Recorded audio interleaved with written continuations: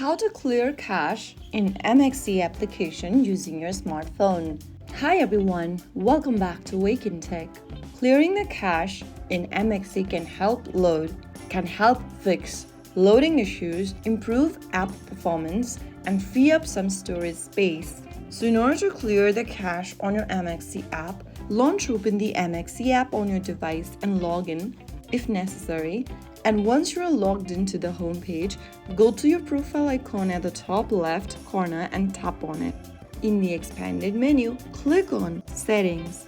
Inside Settings, scroll down and tap on Clear Cache. In the pop-up, click on Confirm. You'll then be able to clear the cache data from the MEXC app. The app will remove temporary files and refresh stored data. Now your MEXC cache is cleared and the app should have a fresh start. So that's how you clear cache in MEXC application using your smartphone. If you found the video helpful, don't forget to like, share, and subscribe to our channel. I will be back again in the next video. Stay tuned and thanks for watching.